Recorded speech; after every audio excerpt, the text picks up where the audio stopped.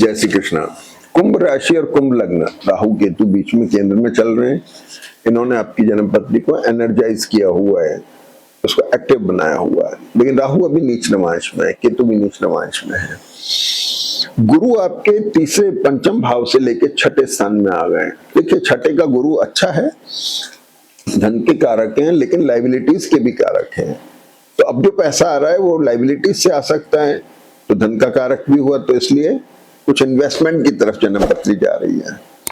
द्वादशे शनि के ऊपर गुरु की दृष्टि है, मतलब कहीं से फाइनेंशियल अरेंजमेंट करके इन्वेस्टमेंट होते दिखाई दे रहे हैं, तो थोड़ा ध्यान रखना है, लाइबिलिटीज ज्यादा ना बढ़ जाएं, इसका विशेष ध्यान रखें। सूर्य बुध पंचम भाव में है, बुध यहाँ पर वर्गोत्तम में है, माइंड स्टेबल है, अच्छे डिसीजन ले रहे हैं, एसेट के भी कारक हैं, तो एक बहुत अच्छी पोजीशन बन रही है, बहुत अच्छा माइंडसेट है, सब कुछ बड़ा क्लियर है।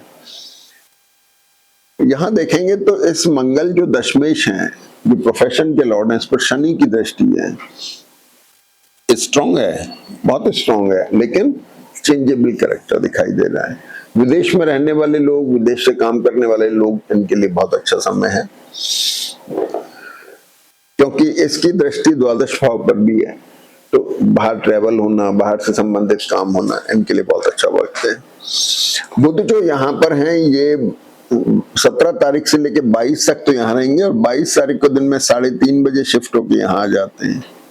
इस छठे भाव के अंदर ये कॉम्बिनेशन बहुत अच्छा बन रहा है, बड़ा एक्सप्लोरिंग कॉम्बिनेशन है। तो ये एक्सप्लोरेशन गुरु का भी हुआ, शुक्र का भी हुआ, जो आपका योग कारक प्लैनेट है, छठे भाव में है, लाइबिलिटीज क्रिएट करा सकता है, इन्वेस्टमेंट्स की तरफ जा रहा है, आपके बिजनेस को उठा रहा है, एक्सप्लोर कर रहा है। द्वादश भाव पे दृष्टि, अब जब एक्सप्लोर करते हैं, आप अपनी कैपेसिटी से बाहर जाते हैं, तो नेचुरली फाइनेंशियल अरेंजमेंट भी होते हैं, तो ये चीज हो गई।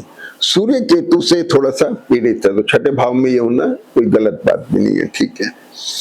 अब इम्पोर्टेंट एक सबसे बड़ी चीज जो इस वीक के अंदर ये रही कि मंगल सूर्य के नक्षत्र में है और केतु अपने नक्षत्र में है, ये ग्रहण योग बन रहा है, और बड़ा डेंजरस कॉम्बिनेशन है भाई। मैरिटल और बिजनेस रिलेशनशिप में ध्यान रखना है, इरिटेशन ना हो, स्पाउस की हेल्थ का विशेष ध्यान रखना है, आपको कोई यूरिनरी सिस्टम में या कहीं कोई तकलीफ ना हो, hernia, appendix, stone, arthritis, sugar, इन पेशेंट्स को ध्यान रखने की जरूरत है। ब्लड प्रेशर हाई ना हो, इसका ध्यान रखना है। मंगल सूर्य के नक्षत्र में आके अग्रेशन में है, इन चीजों का विशेष ध्यान रखना है। अभी केतु जहां जहां देखेंगे वहां आपको थोड़ा तकलीफ देंगे, तो ये आपके यहाँ पर दृष्ट है, यहाँ पर दृष्ट है, और लग्न पे दृष्ट है। अगर कोई किसी जैसे गर्दन में फ्रोजन शोल्डर हो जाना, गर्दन में दर्द हो जाना, तीखापन, आंखों में, कान में किसी तरह की तकलीफ हो जाना, या कंधों में कहीं दर्द हो जाना, इंजरी हो जाना, ये इसके लक्षण है। और खास तौर पे स्पाउस की हेल्थ का, आपके मैरिटल और बिजनेस रिलेशनशिप का ध्यान रखना है। और जिन लोगों की जन्म पत्री चैलेंजिंग मोड में है, इनको अपनी नौकरी का, कामकाज का भी विशेष ध्यान रखना है। तो वीक के शुरुआत में चंद्रमा कन्या राशि में, शनि से दृष्ट हैं, रिडिफाइनिंग मोड में, ट्रैवल करा सकते हैं। और इसके बाद में चंद्रमा जो है तुला राशि में आ जाते हैं। तुला राशि के चंद्रमा बहुत अच्छे हैं। तुला राशि के चंद्रमा जो हैं, शुक्र और चंद्रमा का एक कॉम्बिनेशन बना रहे हैं। लाइबिलिटी कारक है यूं तो, लेकिन फिर भी बेटर है, फिर भी एक्सप्लोरिंग है, भाग्य में उन्नति कर रहा है, तरक्की दे रहा है। और इसके बाद में चंद्रमा जो है तुला राशि से 26 तारीख को वृश्चिक में आ जाते हैं।